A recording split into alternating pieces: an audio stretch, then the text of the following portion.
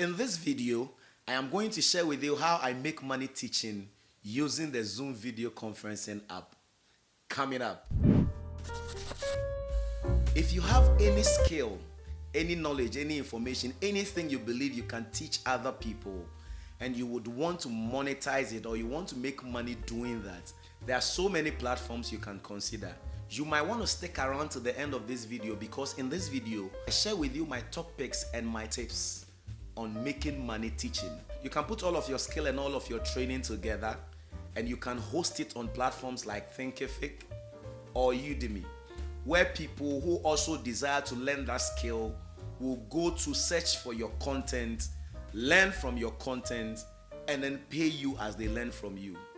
There is also Preply, which is for teachers of various subjects of different backgrounds who can sign up and teach people who want to learn from them.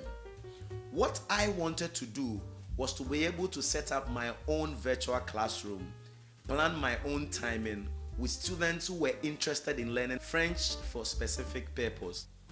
These are the four main things I want you to consider if you want to teach any skill or any subject or anything to people and you want to enjoy the benefits I enjoyed using Zoom. One, you will need a lesson plan.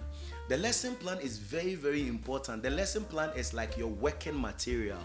The lesson plan is like your go-to guide in everything that you are going to teach the people. And in planning or developing a lesson plan, you need to set an objective. At the end of the day, when people come to take that course or when people come to learn from you, what are they going to gain? What are they going to benefit? And in writing your goal and your objective, make it smart. You need to be able to determine the timelines, and you need to make it time bound, and you need to make it realistic. So if you decide that you are going to teach them for a period of say 1 month, or for a period of say 5 hours, or for a period of say 3 months, you need to be realistic with it. In the 3 months period, what are they gaining? Another thing you have to consider is that it needs to be measurable. So the person comes to you and decides that this is my goal, this is my desire, this is my expectation. You need to be able to measure the expectation and be sure and certain that the time frame that you have set, your lesson plan or learning plan, is in line with the objective, and you'll be able to measure at every given point in time. So it is important to have a lesson plan. It is important to set your goals and objectives for that lesson plan, and it is important to make your lesson plan smart. Another thing you must consider is the course materials you are going to use, whether you are going to use books, video, audio, whether you are going to use pictures, any content that you will need to facilitate your teaching process has to be considered. And it is important to put together the relevant and appropriate resources that would be beneficial to the students or anybody that desires to learn from you. Point number 2, then you will need the Zoom conference app. After you are able to gather all the resources like books, video, content, and anything that you will need to make your teaching and learning process very smooth and beneficial to people who want to learn from you, the next thing you need to determine is the kind of technology you want to use. There are so many softwares, so many platforms, so many apps that you can consider if you want to teach online. But one of the easiest that I find was the Zoom video conference app. To be able to use the Zoom video conferencing app, you need to head over to your browser and then type in the address bar zoom.us, and this opens when you type it in. Then you get the option to sign up. After you signed up, you will get the opportunity to download the desktop version, or if you want to use the mobile, you get the opportunity to download the Zoom Cloud Meeting on your mobile phone, and this works for both iPhones and Androids. So after you download the Zoom conference app on the PC or the Mac, this is how the interface looks. So you get the opportunity to select the microphone that you want to use at the audio session.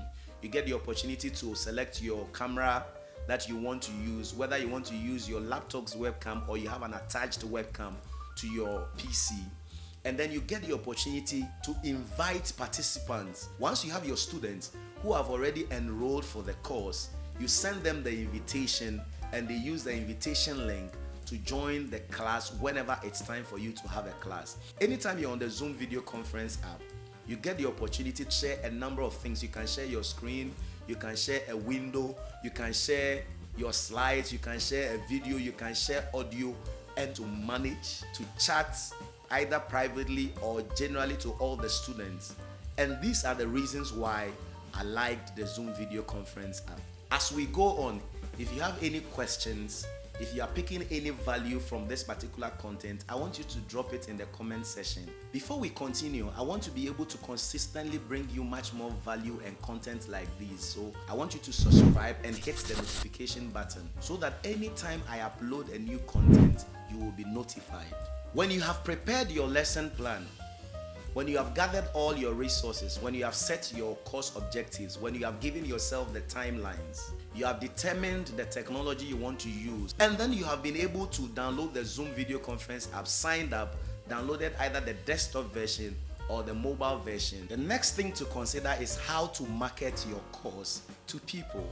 You can find prospective students on so many platforms. In my case, I used Facebook, Instagram, and WhatsApp platforms.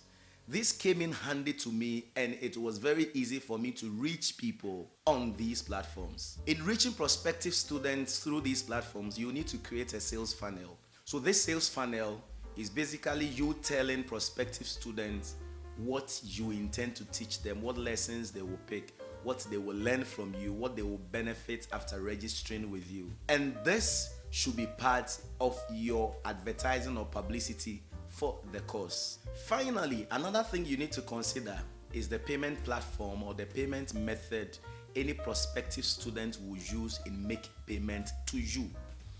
In my case, and because of my location, I use the mobile money platform and direct bank deposit. Those were the two easy to use platforms that came in handy for me. You will need to be able to determine what works best for you and use that. To consider if you want to make money teaching any skill or subject. One, you need a lesson plan, and your lesson plan should have an objective, and your objective have to be measurable. Point number two, you need to be able to determine the technology you will use. Three, you will need to download and sign up for the Zoom video conferencing app. Four, you will need to be able to market your course, your content, so that prospective students can sign up for it. I want you to subscribe and hit the notification button so that anytime I upload a new content, you will be notified.